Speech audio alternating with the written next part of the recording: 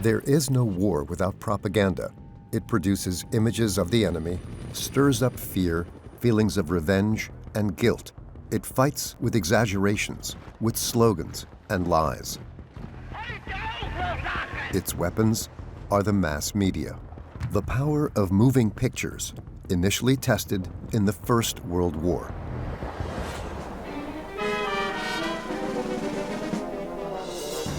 Radio and film with sound gave propaganda completely new possibilities.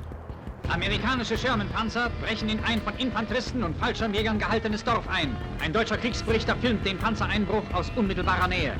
Television brings war into living rooms. Good morning, greeting to the Viet Cong for the B-52. In the age of the internet, it is not the lack of, but the abundance of information that makes it easy for propagandists and difficult for the truth.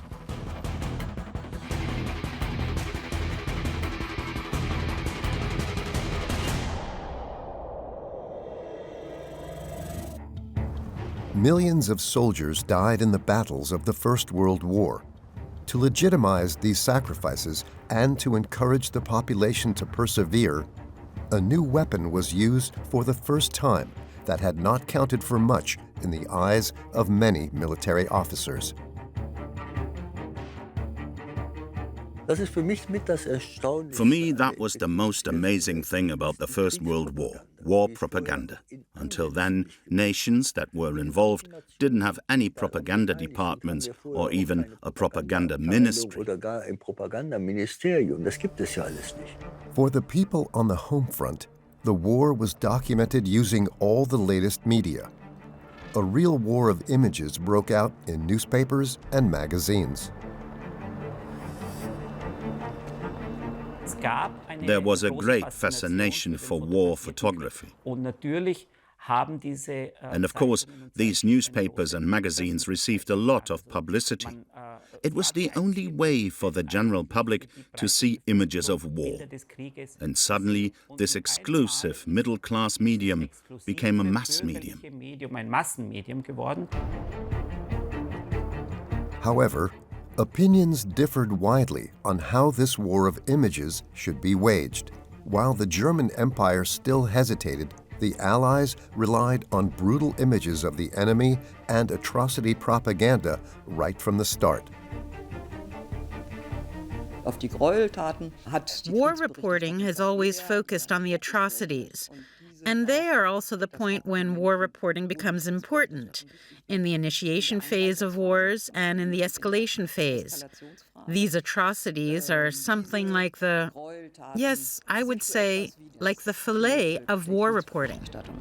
The invasion of Belgium, in violation of international law, during which Germans took action against alleged snipers with sometimes inexplicable severity, provided their opponents with a perfect template.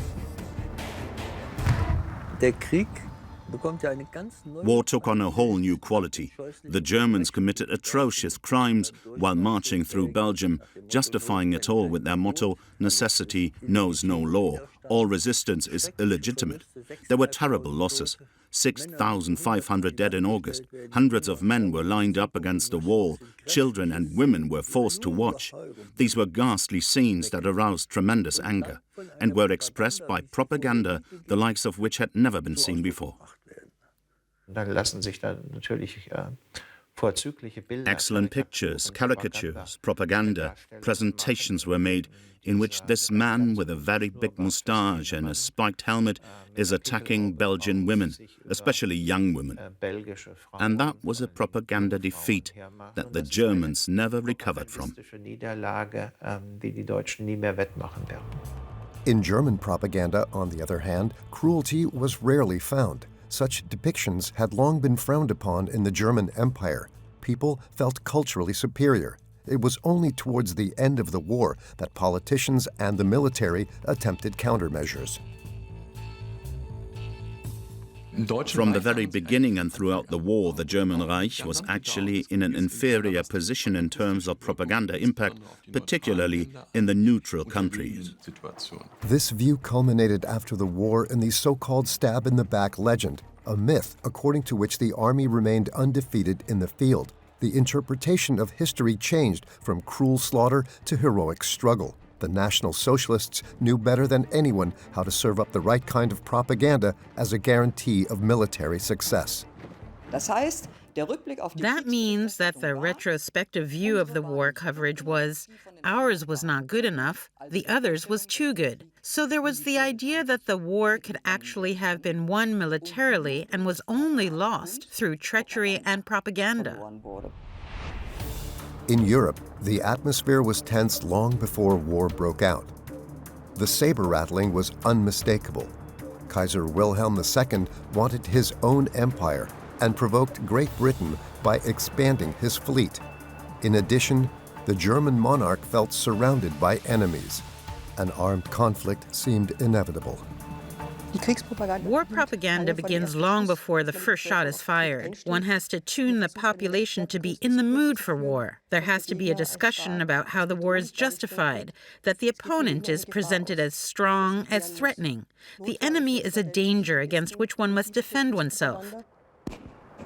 War is not yet the nightmare scenario it will be after 1918. At the beginning of the century, wars were considered legitimate. Public opinion was on the side of the emperor.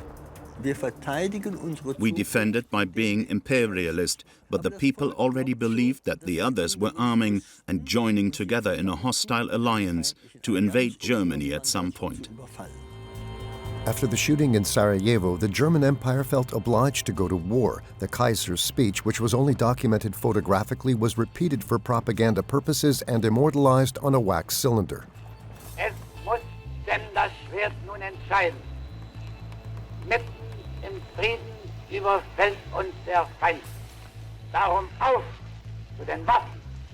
Wir werden diesen Kampf bestehen, auch gegen eine Welt von Feinden.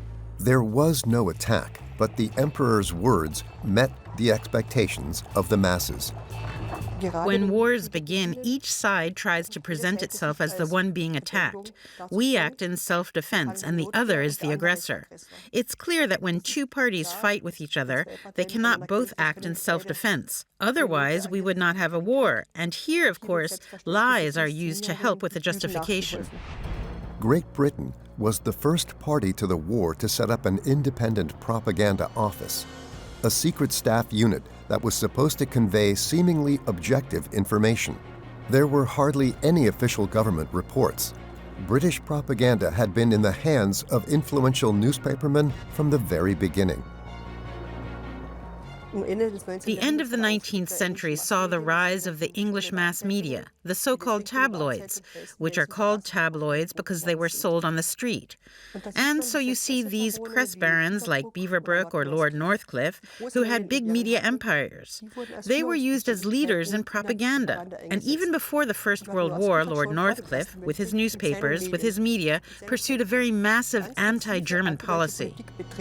Journalists, writers, and scientists worked for the secret office in London.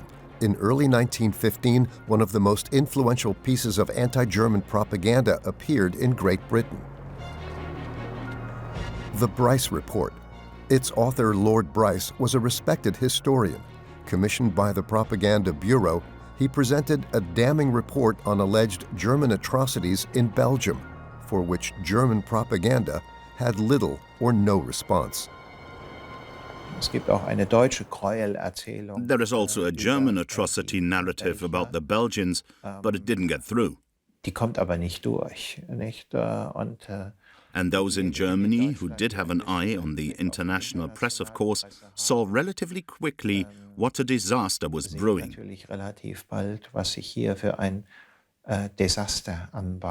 The Allies might have got through it even better if they hadn't overdone it.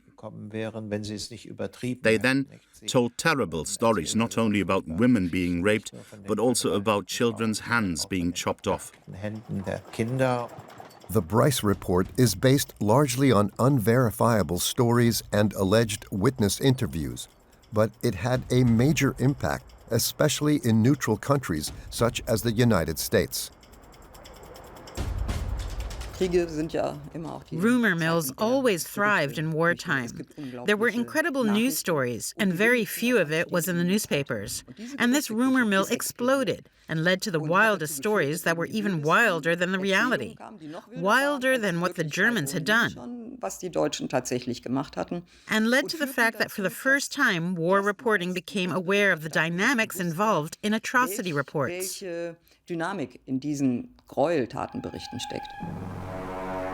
The cliché of the woman-abusing and child-murdering Hun offered German opponents of the war many opportunities to inflame the mood among their own population.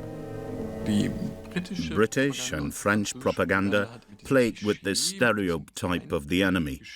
But with a few exceptions, it was not really produced very offensively. Compared to American films, which were very quick to take up this image of the barbarian.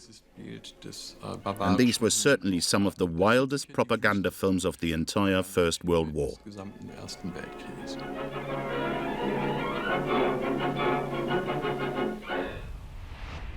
The Hun cliché was brought into play by Kaiser Wilhelm II himself several years earlier, when Allied propaganda was looking for stereotypes to mobilize its own population for the war. A controversial speech by the monarch from 1900 provided the appropriate image. Wilhelm II. Wilhelm II saw off the troops heading to China in the Boxer Rebellion and said, "You must fight like the Huns did under King Etzel." That is the formula. No pardon will be given.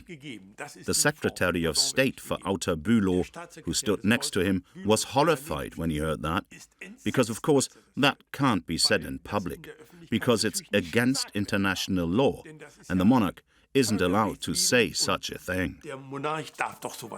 While the speech was still in progress, the journalists present were obliged to print a toned-down version in which the word Hun no longer appeared, but it was to no avail. The editors scoffed and laughed because they had already heard it over the telegraph. The emperor had raged against the Chinese. That was terrible and had insane consequences. There was a heated debate in the Reichstag. The emperor often failed to adhere to the agreed-on speech. However, no one could have imagined at the time that the Hun would become such a prolific and long-lived propaganda figure. With the introduction of new communications technologies, war reporting also gained in importance. Publishers quickly realized that reports from the front increased circulation. The military lost its monopoly on information because now the major daily newspapers were sending out civilian war correspondents. In cases where one's own country was at war, the reports from the fronts are existential because people need to know something, no matter how good or bad it is. But you have to, and you really want to know something about how your family and friends are doing at the front, and how the war is going, and whether it will be over soon. Mostly, people at home want it to be over as soon as possible, and in that respect, war reporting is extremely important. The need for information increased the longer the war lasted. In addition to the reporters' stories, newspapers could now also print pictures, but by today's standards, the new media was anything but up to date. At the beginning, we didn't pay much attention to topicality, but the images had to fit the theme. Existing pictures were used. So throughout August 1914, material from the pre-war period was still being used because there was no current material or very little current material available. From the outset, the relationship between the media and the military was a difficult one. Civilians were not provided for in the military system. Reporters leaking secrets to the enemy had long been a top concern for commanders. The military would have liked the media people to stay away altogether. This also happened in England. War correspondents were kept away from the fronts for several months, almost an entire year, completely. because the British military commander-in-chief said, "They're only making mischief, and they're a bother, and we don't need them." The German military, on the other hand, had plans to include reporters from the outset. The reporters had to be accredited and were integrated into the military structures. The officers chose what they got to see. Everyone formed pools, as one would say today, and the journalists were then occasionally taken near the front. But realistically, no one really got to the front. Just like today, the journalists themselves became the object of propaganda. That's how you have to see it. These pools and this way of dealing with the war correspondents served to ensure that they themselves only saw a very carefully curated reality. Military requirements were not the only reason why images of war often showed so little of the real horror. Another issue was the bulky technology that kept photographers and cameramen in particular away from the front. Photographers didn't work with very small digital equipment like today, nor with rolls of film, but with glass plates. They had heavy equipment made of wood. They usually worked with a tripod. That is, they had to carry 15 to 20 kilos of weight. That meant it was heavy work. From the very beginning, there was a huge discrepancy between the reality of war and how it was portrayed, especially in the German Empire. What people got to see of the war was manipulated reality. A very important reason was censorship. They wanted to show pictures that depicted a chivalrous battle on one side to put them in the picture, although that was not the case at all. It was a brutal, machine-like war. It was a war of position that claimed tens of thousands, hundreds of thousands of victims. But in pictures, the war appeared as a war waged by individuals against individuals. If censorship ensured that the reports from the fronts were, I'll say it carefully, embellished, and that there were hardly any setbacks or were omitted completely, and that you also did not really know how bad the situation was for the soldiers, that they were kept in the dark about all this, then of course society's image of the war was often the wrong image. The millions of postcards sent during the war also produced a desired reality rather than the cruel reality. Even before the outbreak of the First World War, they played a crucial role as a propaganda medium. For the frontline soldiers, they were the most important connection to home. The vast majority were peasant boys, proletarians, simple people who had been torn out of civilian life and wanted to return to it as soon as possible. That's why something was done that had never existed before. The huge communication effort, hundreds of millions of letters, billions of letters that were sent back and forth. An incredibly sophisticated mail delivery system. Contacts with the home was extremely important, and the rulers, the organizers of the war, knew that. And that's why it was organized that way. One of the many millions of letter writers was Hans Cordes from Hamburg. The young gunner was also an enthusiastic photographer. He regularly sent home photos of himself and his comrades. I just took a flash shot in the trench. My comrade, Martens, had given me powder. Afterwards, we developed it. He did all the photo work here. He always developed in the evening with a red flashlight. For the first time, it was not just the professionals who produced pictures of the war. Tens of thousands of amateurs joined in on the photo front. The first small cameras made it possible, but the real war remained elusive even in their photographs. If we take a look at the years 1914 to 1918, you can see that the majority of the pictures were actually relatively unspectacular. They are group pictures, pictures where the logistics are told in the background. In other words, photography had only been able to depict, in exceptional cases, the experiences of soldiers in the trenches.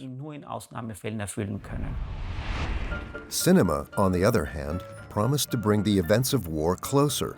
Moving images from the front drew the masses to the fledgling movie theaters.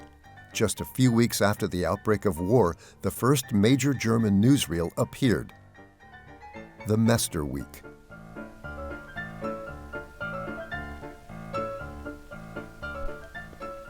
Oskar Mester used the outbreak of war to position his newsreel. He also arranged this with the Supreme Army Command. He wanted a German newsreel so that one would no longer be dependent on the French newsreels, which were banned anyway. All nations involved in the war saw, of course, that this very popular medium also offered the chance to present one's own point of view, one's own way of justifying the war. Mester was a member of the press department of the General Staff and was convinced of the propagandistic value of the film reports. He also developed a special camera for aerial reconnaissance. Mester was also responsible for censorship regulations. Images of current war events, the dead, the seriously wounded, weapons, aircraft, and military port facilities were generally prohibited. Moving pictures had been thrilling audiences since 1895. The Lumière brothers astonished the public with a film in which French workers left their factory. Initially a fairground attraction for the working classes, the new medium quickly gained popularity among the middle classes as well. Cinemas became luxurious movie palaces where people wanted to be entertained. The question of authenticity only came up for the audience at a certain moment, when the image was expected to depict a real event. And acts of war were not actually the first to fulfill this promise. That was, in fact, Princess Victoria's wedding. The crowned heads from Russia, Germany, and Great Britain came to celebrate this wedding. And then there was a cameraman, or maybe even two cameramen there.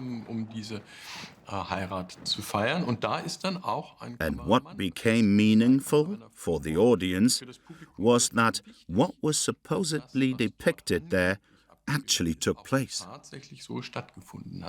War on film was still something quite new.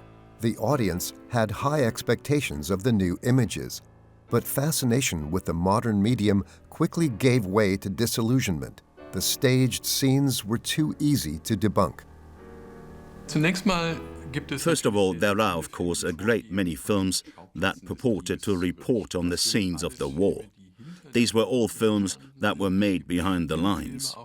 There were also many films that dealt with the requirements of warfare, that is, workers making munitions or troops being carted to the front line. Or there were films that appeared to have been shot in the trenches, but which were obviously made in training situations. Initially, these films were welcomed with great interest, but that wore off very, very quickly. The audiences realized that these were not the films they wanted to see, and in this respect, these films also met with great resistance. In 1916, the British film The Battle of the Somme was released. It was the first feature-length documentary film.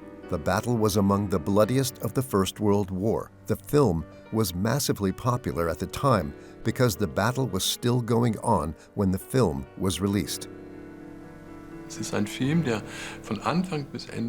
film that from start to finish pretended to be authentic, to show how it actually was.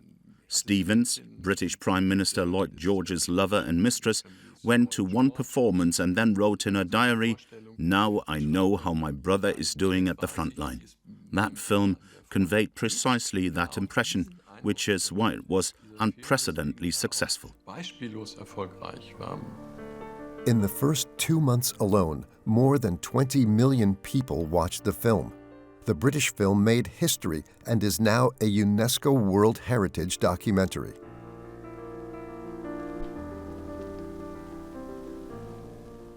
Of course, there was footage that was shot before the battle. That famous scene at the end where the soldiers wave and parade past the camera wasn't shot after the first days of the battle, but before the battle.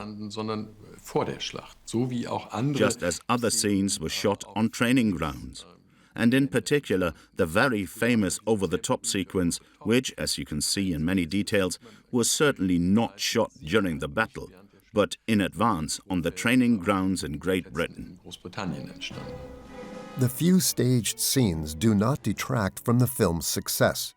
It went around the world and was shown in 18 countries.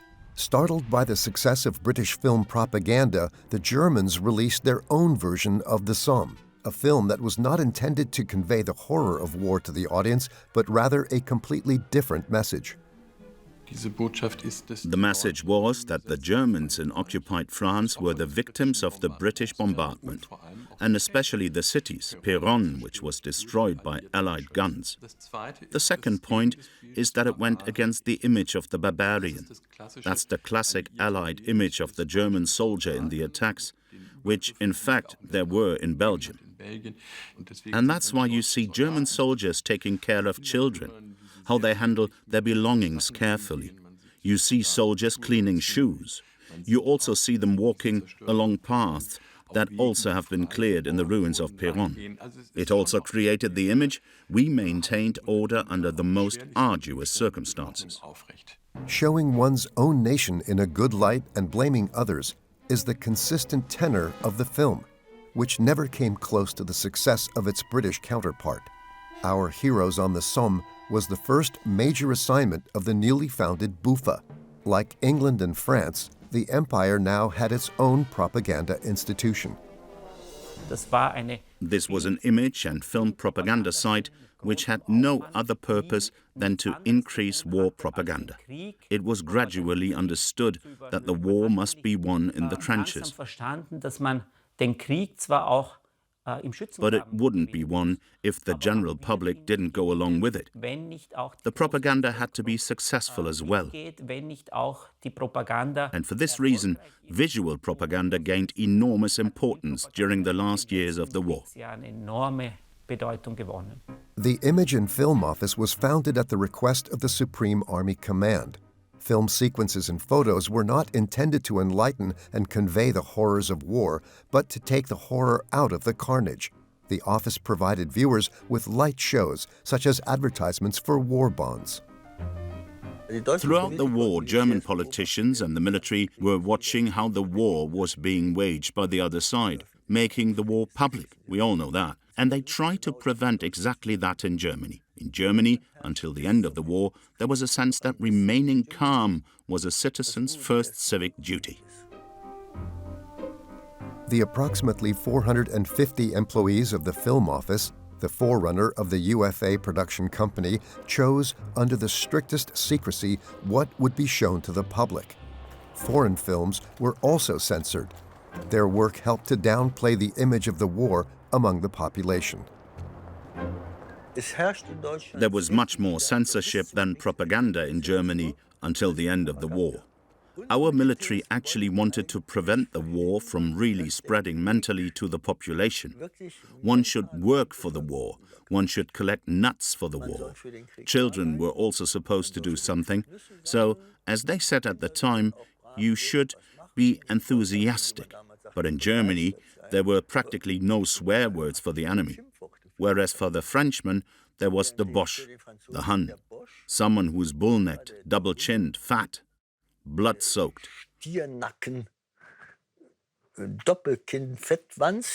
We only ever used the term Frenchman or a Brit or Russ. It wasn't really bloody.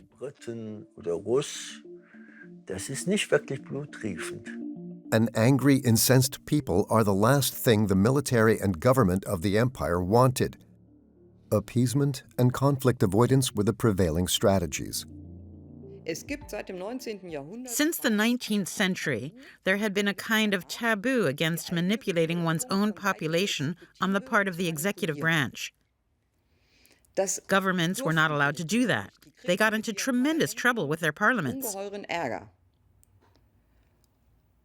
And that still applied to the First World War. Propaganda was something you did to the outside world. The situation was quite different for the Allies. Great Britain, and especially France, were not afraid to rouse their people. On the contrary, anger directed at the brutal enemy Germany spurred the population to persevere and the soldiers to fight. They also had censorship, but there was the famous book Sous Verdun, which was a report about Verdun. It talked about how to sit there and possibly use dead comrades to repair a hole in the road because the bus had to move on. The book, with all the horrors in it, came out in 1916. The civilian government said we needed it to mobilize the population, to show them how terrible it is, how our soldiers were suffering on the ground. In May 1915, the sinking of the American luxury liner Lusitania shocked the world. The ship was sunk by a German submarine. Almost 1,200 people were killed, including many Americans. The circumstances of the attack still gives rise to speculation to this day because of the rumor that the Lusitania might have had war material on board, contrary to international law. What is certain, however, was that the sinking became a propaganda defeat for the German Empire. For the first time, the U.S. was on the verge of entering the war. Only when German submarine attacks were suspended did the situation calm down, but the mistrust remained. 2 years later, the U.S. government was still advertising war bonds by using the memory of the Lusitania victims. The U.S. was no longer neutral. With the words, "Law is more precious than peace," U.S. President Wilson, after much hesitation, sent American troops to Europe in the spring of 1917. The turning point of the war had begun. As distanced as Wilson had been from the European war until 1917, he now resolutely provided psychological support for the troops. In order to inspire his people, who were actually war-weary, the president set up his own propaganda office based on the British model. That was the birth of propaganda under Wilson. How do I get an American population that's not really ready for war to support the war quickly? It had to happen fast. The devices used were from the standard propaganda toolbox. The German was an inhuman Hun who kills children. The American population was naturally outraged by such monsters. The new propaganda unit concentrated entirely on disseminating anti-German images as a way of protecting the American public against all hostile, evil Germans. It was headed by the journalist John Creel. Creel successfully relied on a hitherto unique propaganda medium, the 4-Minute Men. These 4-Minute Men were, of course, men and women who tried, for example, to get the public in the mood during intermissions and movie showings with short, crisp messages. The messages were presented as slogans. They were also trained by university professors. How did a short speech like that work? An army of volunteers was sent across the country, including numerous celebrities. Creel was even able to recruit the comedian Charlie Chaplin, who was already popular at the time, for appearances as a 4-Minute Man. When speaking in public, and that was also part of these jobs, these 4-Minute Men had to always immediately gauge what the mood of the audience was like. We've always had this interaction between propagandist and audience. Propaganda is not a one-way street, but has to be linked to opinions, fears, and desires. The Hun cliché had long since arrived in the U.S. The emperor was presented to Americans as a bloodthirsty monster who had unscrupulously made a deal with the devil. Another important trick, Hollywood was fully involved at the time. That is, they produced the appropriate films. Who were actually the good guys? Who were the bad guys? That was still before propaganda was a science. They used the, at the time, normal tactics from the well-known propaganda toolbox. How do you create an enemy? You can do that relatively quickly. The fine-billed production was a box office hit and ran a long time. Films with nasty Germans still sold well after the end of the war. In the early 1920s, films were still being made in the US that drew heavily on this image of the barbaric Hun. They needed that. This was a first phase in which the wounds of war were still very strong, and there was actually a clear image of the enemy.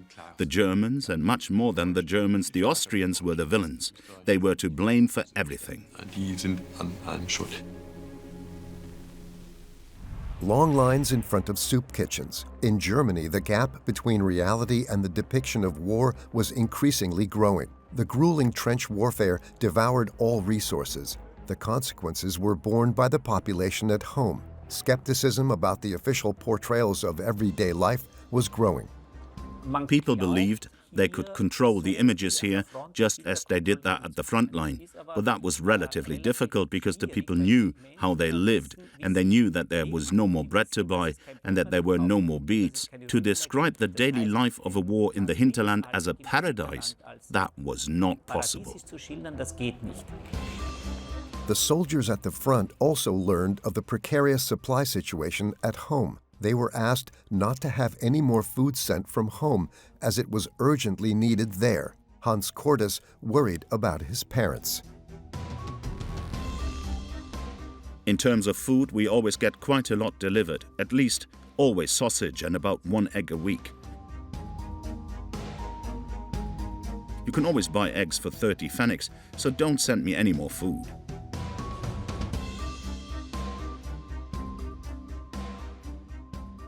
The Germans knew that they had to provide for their population, because if they didn't do that anymore, then they'd lost the war either way. Because first and foremost, they needed this population to get new soldiers for the front. Then they needed the manpower, and finally, they needed something like political social support.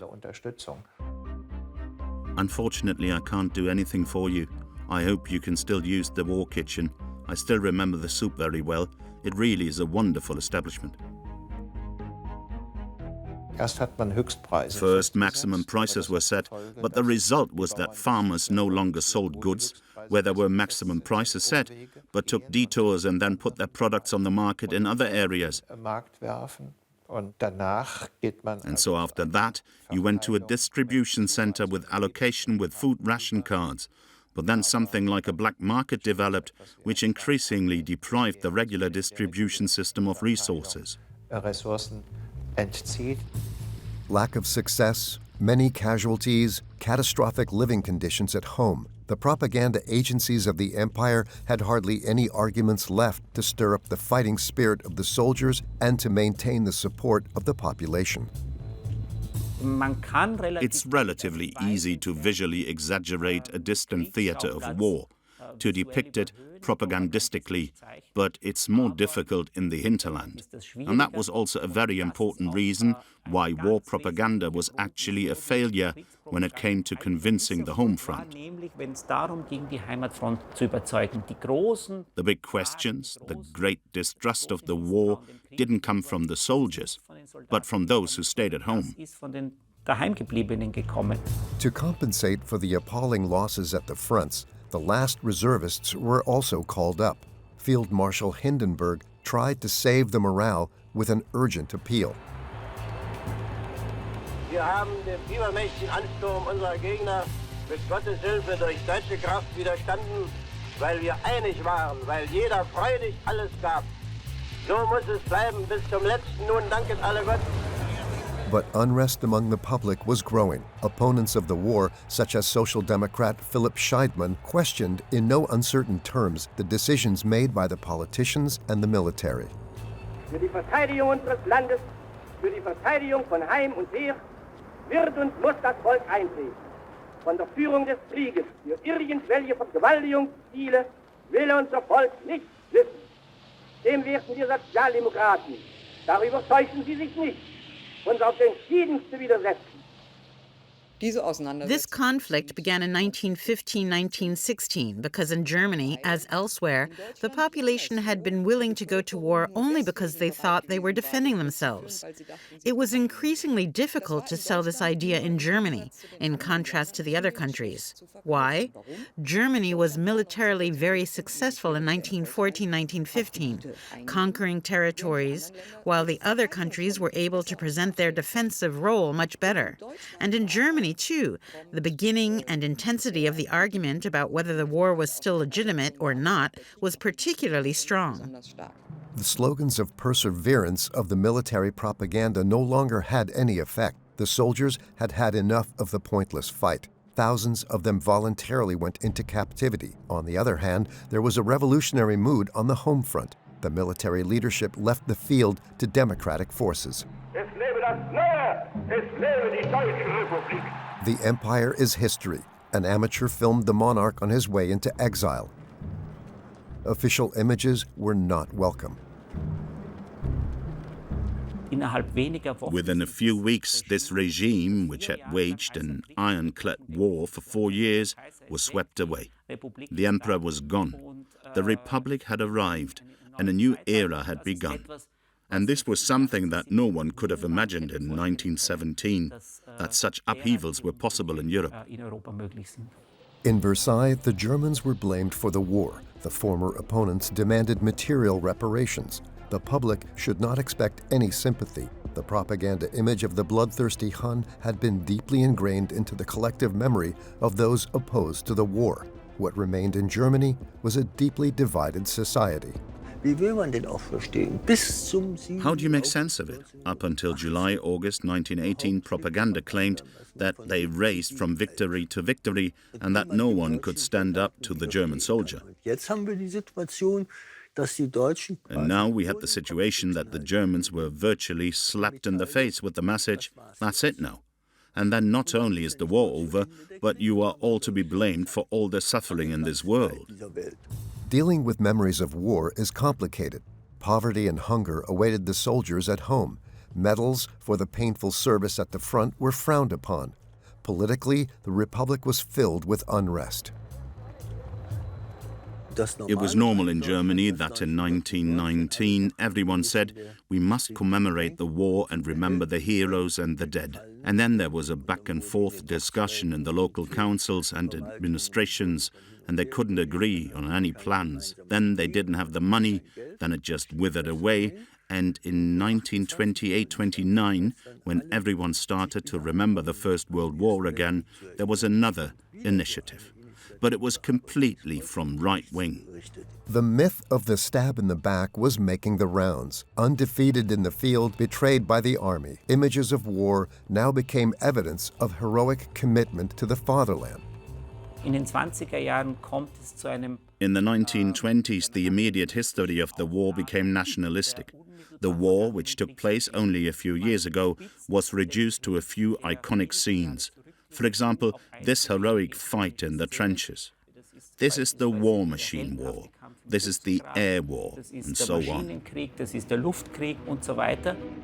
War films were booming in the cinemas. The productions could hardly be distinguished from real footage, but the message was clear. The soldier is an admirable hero. This wasn't backed up by facts, but as we know, images produce facts. Images that circulated in public constituted facts. And in the 1920s and 30s, the First World War, I would say, was actually reinvented. And it was invented in a way that we have in our heads today, but in a way that never happened. A few years later, the National Socialists learned their lessons from the alleged propaganda defeat of the German Empire. The old enemy images survived the period between the wars. The renewed hatred fell on fertile ground.